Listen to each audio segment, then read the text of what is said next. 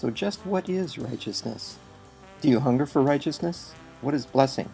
We continue our study of the Beatitudes by pausing at the fourth signpost along the narrow and sometimes difficult road that leads to life. Have confidence you have chosen wisely, for the wider road leads to destruction. We are working through a series on the Beatitudes. The verse we're going to look at today is chocked full of surprises that people would never in their life imagine is true about life. It is just an amazing verse. And I hope that, Holy Spirit, would you help us to mine the riches out of this verse today? Open our hearts to see the wonders that are in here and how it can make a difference in our lives. Jesus talked about, and we'll look at this near the end of the Sermon on the Mount, two roads. Enter through the narrow gate. That's the road to your right, we're calling it. And then for the road to the left, wide is the gate. Broad is the road that leads to destruction. Many enter through it. So in our lives, all of us as human beings, the Bible tells us, start out on road number one. And we like it for three reasons. The gate is wide. The road is broad. Many enter through it. Mom, Dad, everybody's doing it. Well, adults do the same thing. Everybody's doing it. It looks so easy. It looks like it ought to work. But there's one little warning in here. That road leads to destruction. Now, that road can lead to destruction health-wise. It can lead to destruction emotionally. We call that depression or being suicidal. Or anger, or blowing up, or temper tantrum. It can lead to the destruction of a marriage or destruction of relationships. That road looks like, from this vantage point, it should work. And Jesus says, no, don't be deceived. That road is a bad road to be on. Now, second road, road number two, small is the gate, narrow the road that leads to life, only a few find it. This road is the one that not many people are seeking because the gate is small, the road is narrow, and only a few people seem to be going, why would I go that way? And Jesus tells us why. Right in the middle of this little verse, he says, that road leads to life. Now, he's not talking about physical life necessarily. He's talking about the real life that you and I hunger for and yearn for, even in a very painful world. He's not talking about circumstances just going so swimmingly that how could anybody else not be satisfied? Not talking about that at all. We live in a very harmful, hurtful, dangerous world.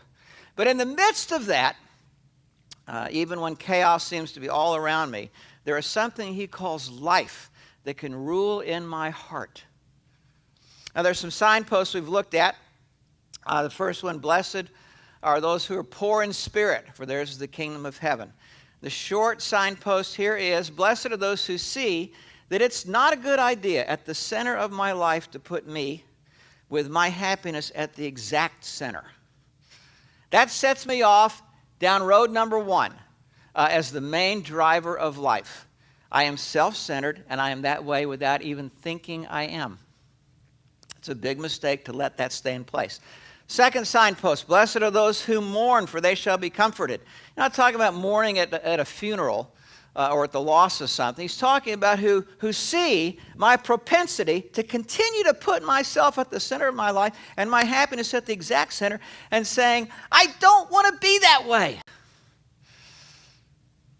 There's something in the heart, in the soul that engages with that and says, it's not just a mental thing. God, please change this in me. I'm sick and tired of being this way. Signpost number two. Signpost number three we looked at last week. Blessed are the meek, for they will inherit the earth. The opposite of meekness is me-ness. Me-ness. Where you keep seeing in all of your interactions with people, I keep making this about me even when I don't want to. Don't want to be this way. I want to be on road number two. Now, today's signpost number four. Blessed are those who hunger and thirst for righteousness, for they shall be satisfied. In those 14 English words are some of the great treasures of life. And I hope, along with myself, that you hear these and take these upon yourself and let God work in your life. This amazing verse. Blessed are those who hunger and thirst for righteousness, for they shall be satisfied. I think it's very easy for all of us as Christians to assume there's a certain life that God's going to give us now that we're finally in His family. And that life is sort of something like good circumstances, or if I don't have good circumstances, at least let me have good feelings about this. Now, good circumstances, good feelings, I like. And so do you. Those are good things. But those are not the things that God promises to us. He promises something deeper and richer, but we say, no, this is what I want. And that's what we pursue.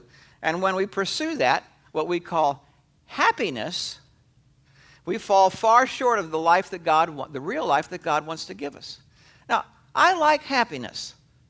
Happiness is fun. But happiness is also very short-lived. I have it for just a short time. And then it seems to evaporate like the morning mist on a cold day. And then it seems like happiness creates a greater hunger for more happiness next time. And there are some types of happinesses that are good, and there are other types of happinesses that are not so good, and that can over time enslave us. And instead of being happy, we end up moving into the realm of misery. Blessed are those who hunger and thirst for righteousness, for they will be satisfied. All right, let's take this verse apart. First word there is the word blessing. What does the word blessing mean? Blessing is that word in the Old Hebrew that means something like this. In spite of the life around me, it is well with my soul. There's something that's okay, even in spite of chaos, even in spite of pain. You might call it peace. You might call it contentment. You might call it a different kind of joy.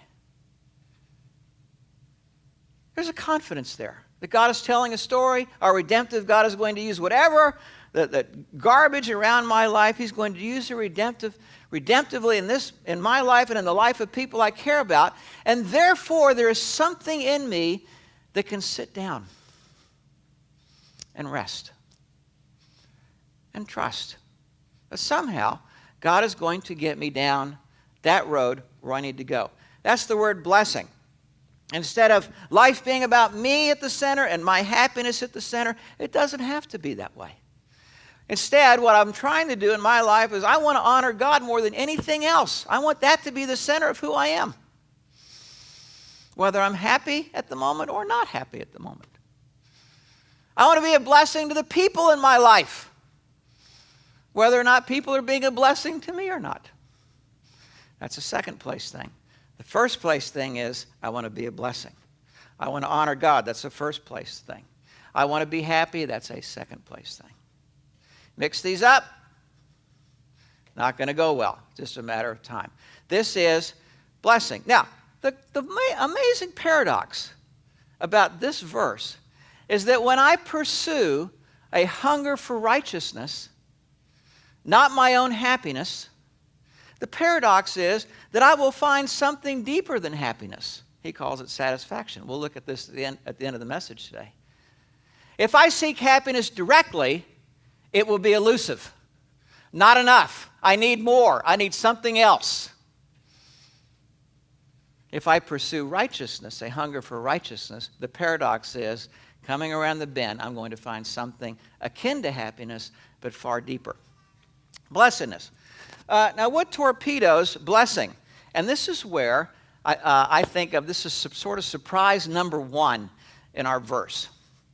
What torpedoes blessing? There are a couple things here. Wrong beliefs, two of them. Number one, happiness is priority one. Now, it's not that we sit down and we think that. We just live that way. That's just sort of an autopilot response. I get up, and without even thinking about it, I am on the pursuit of my happiness in all my interactions with people.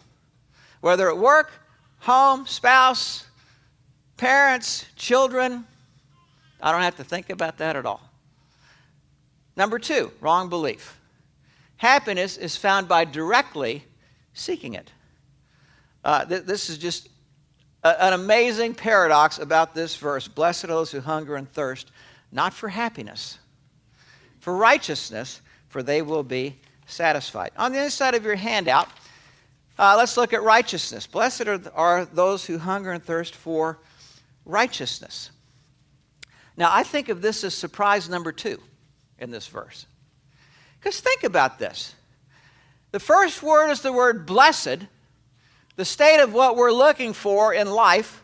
The last word is the word satisfied, which is sort of the payoff of the feeling of being in right relationship with God and people. But who would ever associate the word blessed at the top, satisfied at the bottom, and righteousness right in the middle? Nobody in our culture would. And neither would we. But Jesus says, pay close attention to this. You're going to find this shocking. Now, righteousness is one of those words that's real slippery. In our culture, it's so closely attached to self-righteousness that it has sort of a bad connotation. What is righteousness? Righteousness, first, is not anything to do with self-righteousness or attributing a righteous stand by myself. Self-righteousness. That's not righteousness. Righteousness is not being following the law, or being a law-abiding citizen, or being a socially adept person, or being nice to people, or trying to be nice. That's not what righteousness means. Righteousness means being in right relationship with God and people. What God is calling me to do and how I live my life, I am seeking to do that. And how God tells me to treat all the people in my life, I am trying to do that. When I am in right relationship with God and right relationship with people, this is what's called righteousness. Now, the irony of this is that the Bible says none of us are that way. No one is righteous as God defines righteous. So the point of the gospel step number 1 is, how am I going to be righteous when I continue to fail to do this? And God says, that's a good point. You're asking the right question. He sends his son who dies for us, who lived a sinless life. And through his death and resurrection and surrender to him, he imputes, gives, donates his righteousness onto me and says, Seth, as I look at you now, you are a man in right standing with me. I want to say, me? I don't think so. You got the wrong guy here. No, Seth, it's not because of you. It's because of my son and what he's done for you. And when that finally dawns on me that I have that kind of standing and that by myself I'm going to fail in this unless I have his righteousness with which to draw upon, then maybe I can make some headway in this area of righteousness. Matthew 5:20 gives us an example of the wrong kind of righteousness. He says, I tell you, unless your righteousness surpasses that of the Pharisees and teachers of the law, you will certainly not enter the kingdom of heaven. The righteousness of the Pharisees and teachers of the law was a righteousness all about looking good. Whenever they were around people, they wanted to make sure they were doing the right thing, the spiritually right thing, so that people would be impressed with their righteousness. And Jesus says, that's not it at all. I'm talking about something that's going on inside of your heart first. It's an inner righteousness that then shows itself outwardly. These guys are masquerading an outward righteousness with nothing inside. That's not what I'm trying to do. All right, righteousness. Now, surprise number 3. And this is the biggest surprise to me out of this verse. What you'd expect him to say is this: blessed are those who are righteous, for they shall be satisfied. Right? That's kind of how we think. If you didn't know this verse very well, but you had heard it a couple times, and you were suddenly asked to write down what does this verse say, most of us would probably write that down. Blessed are those who are righteous, for they will be satisfied. But that is not what he says.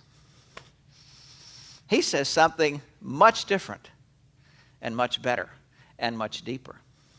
Blessed are those who hunger and thirst for righteousness, for they shall be satisfied.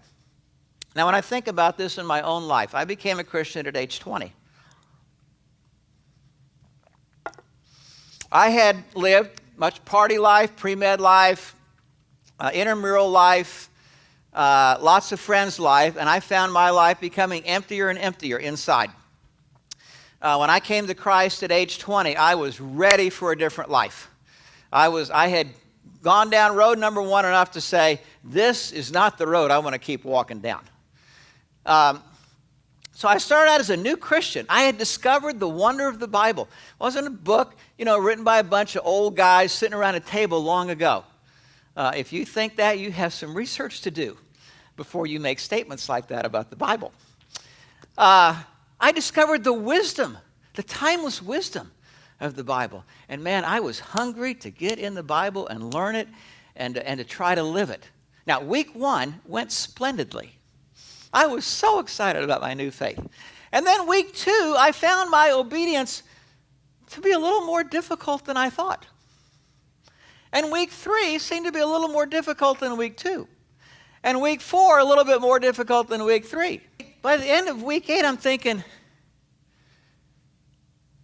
I seem to be doing pretty bad at this.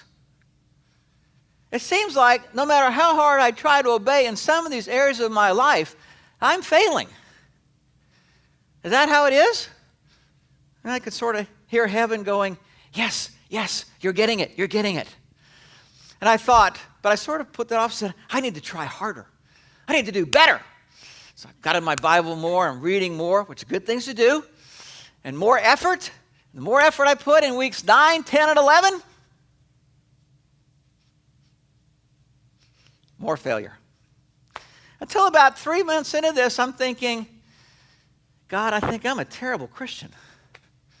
It seems like all I do is just fall flat on my face in these areas of obedience. I said, I don't get that. And it's almost like I was saying, is there something wrong with my Christianity? Is there something wrong with you? Is there something wrong with the Bible? Is there something wrong with my church? Something wrong with my pastor? I don't get this. I keep failing. Anybody relate to this? All right. I've got a few of us. All right. Awesome. What is wrong? It's almost like I could hear heaven saying, God turning to the angels and saying, he's getting close. He's getting close. He's making progress. And here's one of the things I was about to discover. Let's look at our next verse. Paul says, I see another law at work in the members of my body, waging war against the law of my mind being, I'm trying to do what God wants me to do now, making me a prisoner of the law of sin at work within my members. What I was discovering was there's a war going on inside of me. And it seemed to me like I was losing that war. But I was getting some comfort from the Apostle Paul, who felt kind of the same thing. Okay, I'm ready to read on. What a wretched man I am. I thought, that's true. That's what it seems like to me. Who will rescue me from this body of death? Now, as I went into this battle with sin, follow me here. It seemed like I discovered I had led a sheltered life, but not a sheltered life like we think of in our culture. Up until I became a Christian, for the most part, I had no idea there was a war being waged with temptation and sin. Why? Because when temptation came, I just followed it. There was no battle, no war, no question. It just seemed like the natural thing to do, and off I went. I had no idea of the power of sin and temptation before I became a Christian. Until I realized there was a battle, and this was a whole lot more tenacious and more of a struggle and a battle to the death, it seemed like, with my will inside of me. In that sense, I led a sheltered life in the sense of this. I had no idea how awful, evil, wicked, deep-seated sin is in me until I tried to stand up against it. In that sense, I had led a sheltered life. Something finally came awake in me about 3 months into my Christian faith. Something of Paul's story here. I realized, man, I am up against a much harder enemy inside of me than I ever imagined. And left to myself and my efforts, my spiritual efforts to try to overcome this, it seems like oftentimes I've got my sword out and the either sin or Satan seems to knock it out of my hands, and there I am, defeated again. Paul would say, yes, that's the point at which you need to come to. Because the next verse says, thanks be to God through Jesus Christ our Lord. So then, I myself in my mind, meaning what I'm trying to do is right, am a slave to God's law, I'm trying to do what's right, trying to walk on road 2, but in the sinful nature inside of me, a slave to the law of sin. In one sense, I would never make very much headway down road number 2 until I had tried as hard as I could to get down road number 2 as best I could and fail. And finally say, God, if I'm going to make any headway down road number 2, I think you're going to have to do a whole lot more than I'm doing. You can almost hear heaven smile. Yes, he's getting it. He's coming along. And so you come to that point where you say, God, I want to do what's right, but I've proven to myself that I can't do it, but I want to be right. Now, this is the hunger Jesus is talking about in this verse. I hunger to do what is right. I can't seem to do it. I need a power that I simply don't have. Now, you say, well, which is it? Do I just say, well, God, okay, you need to do it, and I can't try anymore? Well, that's not the answer by itself either. Because you will find if you just say to God, God, please change me, I can't do it, and then just sort of walk around oblivious to temptation, that won't work either. You say, well, what is it? Is it I need to try harder? Well, in one sense, yes. To the point at which I realize I'm going to fail. And then I need to call out to God as if he doesn't do something, I'm going to fail. But then, having prayed that prayer, I still need to enter back into the battle and try as hard as I can, relying on him to do this. You follow me on this? Okay. Now, this is confusing. So we're like, how does that work? What's God's part in this and what's my part in this? And what we think about is something like this. Well, if my part and my part, your part and my part, God's part and my part. If I said to Russ, we need to clean up the stage, and my back's hurting a little bit, but we need to move this keyboard and stand, and we need to move this thing. I'm going to grab this, and I'm going to let Russ take this. And we sort of get that in our head. There's clear lines of distinction between what Russ is going to do and what I'm going to do. But in this arena, it's not so clear what God's going to do and what he expects me to do. There is some mystery here. All I know for sure is that I need to try as hard as I can to give a good faith effort to trying to be righteous, and at the same time call out to God to say, God, if you don't do it, I'm sunk. Philippians 2, Paul gives us sort of, he says in just a few words what took me about 5 minutes to say. Therefore, my beloved, as you have always obeyed, so now, not only as in my presence, but much more in my absence. Work out your salvation with fear and trembling. Now, he's not talking about that becoming saved. That just comes by grace through faith. But now that I am a Christian, he says, work out. That means effort. Can't just be sit back, passive Christian, think God's going to do it. No. You need to put some effort, intentionality into it. Then the very next verse says, for God is at work in you. That's this part, both to will and to work. To change my will, to change who my nature is to work toward Him. Now, you think, well, what's the more important part of that? Is it my part in verse 12 or is it God's part in verse 13? Well, it's sort of like asking, which blade is more important in my shears? This blade or this blade? Well, they're both important. And if I'm just relying on one of them, this job is going to take me a long time. Trim these roses, cut down this hedge. Somehow, I need to do both of these. But the important part is the hunger. Failure produces hunger. Hunger drives me to God and helps me to see myself more clearly. Then he says, hungering for righteousness. Hungering for righteousness. How do you hunger for righteousness? Well, he's talking about something internal, but our external things that we do and how we relate also affect our internal. So here's a few verses that relate to this. Flee the evil desires of youth. Pursue righteousness, faith, love, and peace along with those who call upon the Lord out of a pure heart. Now, in my life, it's very easy for me to have wandering eyes, even though I am married to the most wonderful creature God ever made.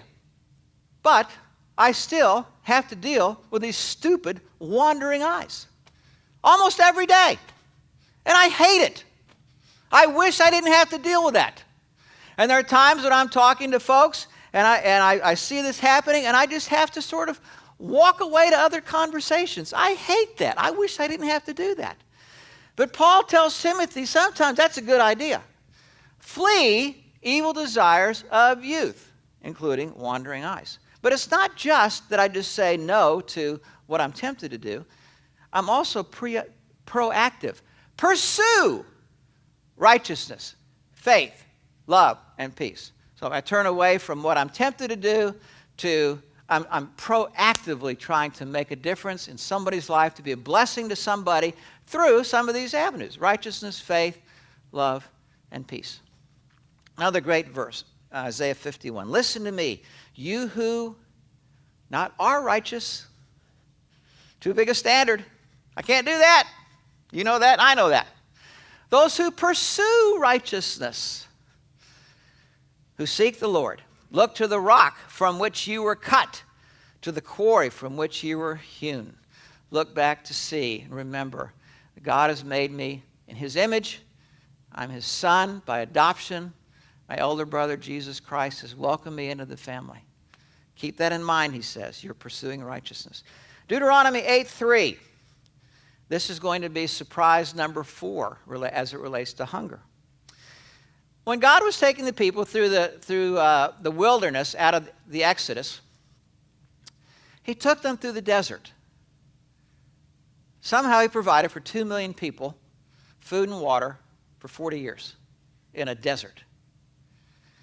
But in chapter 8 of Deuteronomy, He says to them, Moses says to the people, that God humbled you. Notice the next phrase, causing you to hunger. We might say, I'm going through a time of spiritual dryness. That's the same thing.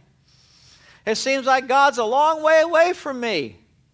Same thing. It seems like my prayers never get past the ceiling. Same thing. I read my Bible, I don't seem to get much out of it. Same thing. Every Christian goes through times like this, myself included. Oftentimes we think, there's something wrong with me. There's something I'm not doing right in my spiritual life. And we look at this as a problem to be fixed. There are 2 kinds of emptiness. Emptiness number 1, we'll call it, is the kind of emptiness that occurs as a result of pursuing happiness directly. Just a matter of time. That kind of emptiness is bad emptiness. That needs to look inside to see, am I back on road number 1, trying to make road number 1 look good, make it happen. Emptiness is part of what he calls destruction. But there's another emptiness that's actually a good emptiness. Let's call this emptiness number 2. Emptiness is the time in life when God takes you to the desert, where he is creating a kind of emptiness in you that you might think of, he's making space in your heart for him. Now, it feels like emptiness number one, because we don't really have eyes to see number two or appreciate emptiness number two. All we think of is, there's something wrong with me and I hate this. I don't like my life. God, why don't you do something? When in reality, when God is doing something, emptiness number two, he is right here, hard at work in my life, creating a greater hunger for him. Sometimes it's hard to see that. This is one of those emptiness number two examples, where God says, I took you to the desert. I caused you to hunger, feeding you with manna, which neither you nor your fathers had known, to teach you that man does not live on bread alone, but on every word that comes from the mouth of the Lord. There was a lesson there they're not going to learn until there's an emptiness in their souls they cannot quench. That's a good emptiness, because what it's meant to do is to create hunger. Hunger. A new driver inside to move me towards righteousness. Now, Isaiah 55:1 and 2, a great verse here, where God is speaking to the people, and he's giving an invitation to the people. Come, all of you who are thirsty. Not talking about physical thirst, same metaphor as hunger. I'm thirsting for something more in life that I can't seem to slake. God says, come to me. Come to the waters. You who have no money, meaning you who have realized, when I try to do this by myself, I fail. I keep putting me at the center and my happiness at the exact center. I keep doing this over and over and over again. He says, yes, I'm talking to you. Come to me. Who have no money. He says, come, buy, and eat. I think, wait a minute. You said I'm bankrupt, and I am bankrupt. I don't have any money to buy. He says, come buy and eat. What am I going to buy with? The only thing I have is my thirst. It's just what I need. Come buy and eat. Come buy wine and milk without money. Don't need money. Without cost. Don't need cost. Why spend money on what is not bread? Why keep walking down road number one thinking this time, in this marriage, in this relationship, in this job, in this position, in this house, with this kid, with this car, somehow it's going to be different? Why spend money on what is not bread? Your labor, your efforts on what does not satisfy, which we'll come to in a moment. Listen to me. Eat what is good, and your soul will delight in the richest of fare, the richest of food. On the back of your handout, let's take apart the last part of this verse. Shall be satisfied. Isaiah 59:17 says, he put on righteousness as his breastplate. He's talking about God here, using a metaphor. What does a breastplate do? A breastplate protects a soldier in the same way that a bulletproof vest protects a policeman today. You can take the hardest sword thrust possible, and that breastplate's going to protect your heart. The helmet of salvation on his head. He put on the garments of vengeance and wrapped himself in zeal as in a cloak. The idea here is, when I'm in the midst of life and all of the drama and chaos and the stuff swirling around me, there is a breastplate that I need to keep from my heart getting killed. He calls it righteousness. Next verse. Seek first his kingdom. First is the operative word. And seek, not passively, his kingdom and his righteousness. All these things will be given to you as well. Again, great paradox. If I seek all the other things as well, I don't get what's most important, where I become a different person. With God at the center, His kingdom and His honor at the center of me. I may have all the toys and trinkets that life can have, but I'm going to find those are not enough. Next verse. The fruit of righteousness. The fruit of righteousness. The effect. 3 things will be peace. That's that shalom in the human heart. The effect of righteousness will be quietness. My heart can turn off. I don't have to try to manufacture something to make me feel good about me. I can go off duty. I can sit down. And confidence forever. Not that I'm confident in me. I'm confident in that our righteous God is telling a story, and however He wants to use me in that story, however He wants to use you in your story with Him, I'm good with that. He's a good storyteller. That kind of confidence. Therefore, when I get up in the morning, and some of you get up in the morning and you've got a chaotic life you're wrestling with, righteousness and the hunger for righteousness is the thing that helps you to face these things. Now, we're going to close with one other word about hunger, Jesus said. But it's the opposite. And it's an ominous word. Luke 6. Woe to you who are well fed now. Again, he's using this as a metaphor. He's talking about the people who are down road number 1. And as they're walking down road number 1, they're thinking, what's all that God stuff about? I'm doing great. Job's going good. Kids are doing well. Finances are doing good. What do I have to complain about? This is the people he's talking to. And he says to them, whoa, this is not good. You're going to come over the crest of a hill, and you're going to see danger you never thought was there. He says, woe to you who are well fed now, for you will go hungry. You're going to be like me at age 20. Way down road number 1, thinking I'm on the right road, and I've got life by the grip. And suddenly I look at my life over a couple of months, and I'm thinking, man, I have missed something somewhere. What am I doing with my life?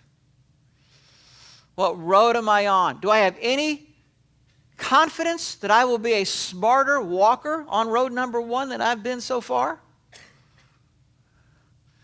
And he says, second, woe to you who laugh now.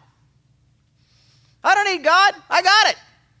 Or the laugh of scorn. God, you're right. Yeah, that's good for you. You're a religious freak. You go ahead and do that. Good luck with that. It says, those who laugh now, for you will mourn and weep. Just because the road looks good right now doesn't mean I'm on the right road. Mourning and weeping has to do with missed opportunity. The opportunity came my way to go down road number 2. And it seems to have passed. And I've watched other people who've walked down road number 2, and I think whatever it is they got going, there's something going on different than what I have on road number 1. Missed opportunity. But the weeping part, I think, is regret. We have some folks in our church who came to Christ much later than age 20. And they have often told me how I wish I'd come to Christ, how I'd listened when I was your age in college. I said, well, I don't think I listened all that well. I think I just got emptier faster. What road are you on? What road do you think is going to work? In the long run, not the short run. Let's pray together.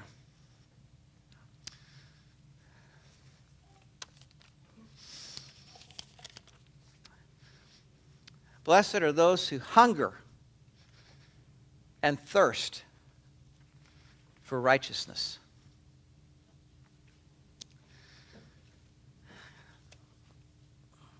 God, I am not righteous by myself. I've proven that over and over again.